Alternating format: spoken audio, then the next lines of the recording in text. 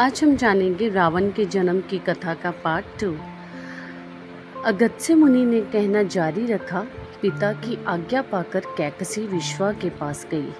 उस समय भयंकर आंधी चल रही थी। आकाश में मेघ गरज रहे थे। कैकसी का अभिप्राय जानकर विश्वा ने कहा कि भद्रे, तुम इस कुबेला में आई हो, मैं तुम्हारी इच्छा तो पूरी कर दूंगा, परंतु इससे तुम्हारी संतान दुष्ट स्वभाव वाली और कुकर्मा होगी।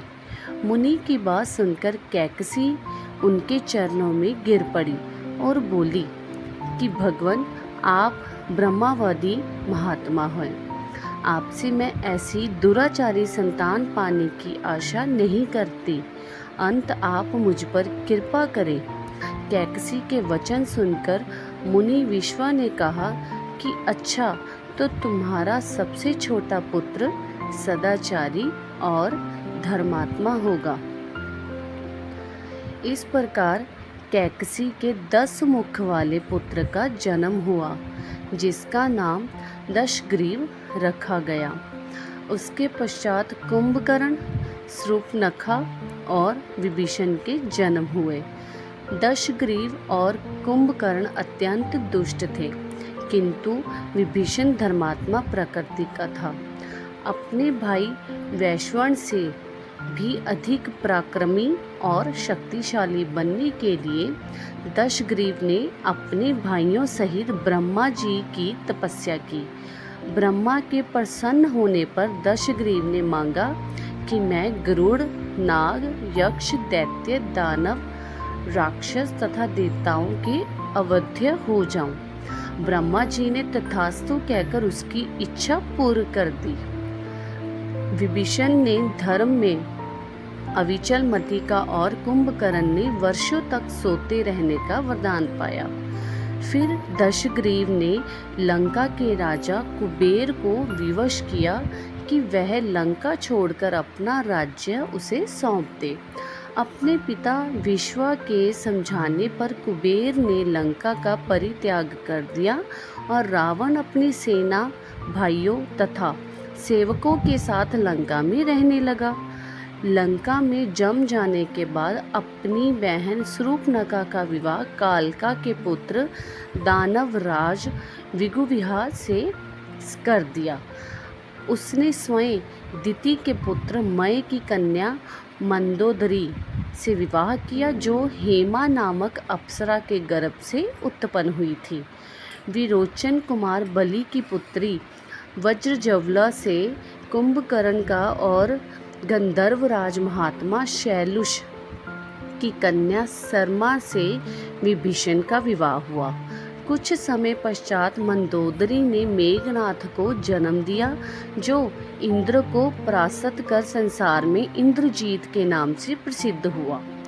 सता के मध्य में रावण उच्छृंखल हो देवताओं, ऋषियों, यक्षों और गंधर्वों को नाना प्रकार से कष्ट देने लगा। एक बार उसने कुबेर पर चढ़ाई करके उसे युद्ध में पराजित कर दिया और अपनी विजय की स्मृति के रूप में कुबेर के पुष्पक विमान पर अधिकार कर लिया। उस विमान का वेग मन के समान तीव्र था।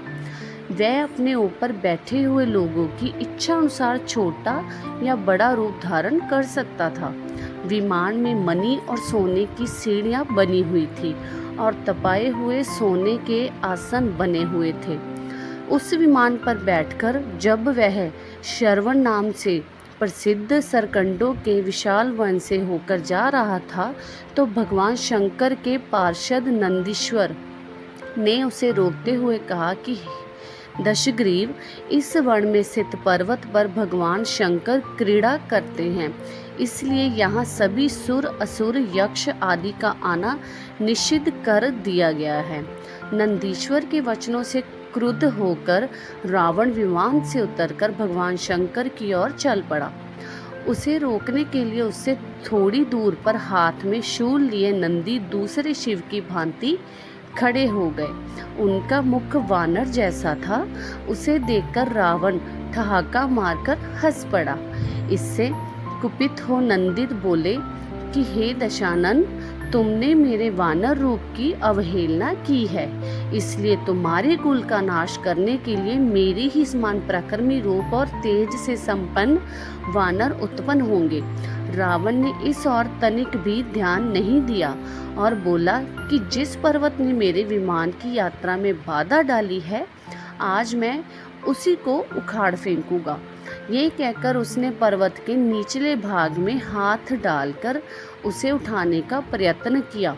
जब पर्वत हिलने लगा तो भगवान शंकर ने उस पर्वत को अपने पैर के अंगूठे से दबा दिया। इससे रावण का हाथ बुरी तरह से दब गया और पीड़ा से चिल्लाने लगा। जब वह किसी प्रकार से हाथ ना निकाल सका तो रोते रोते भगवान शंकर की स्तुति और क्षमा प्रार्थना करने लगा। इस पर भगवान शंकर ने उसे क्षमा कर दिया और उसके प्रार्थना करने पर उसे एक चंद्रहास नामक खड़ग भी दिया। तो इस प्रकार से थी रावण के जन्म की कथा का पार्ट 2।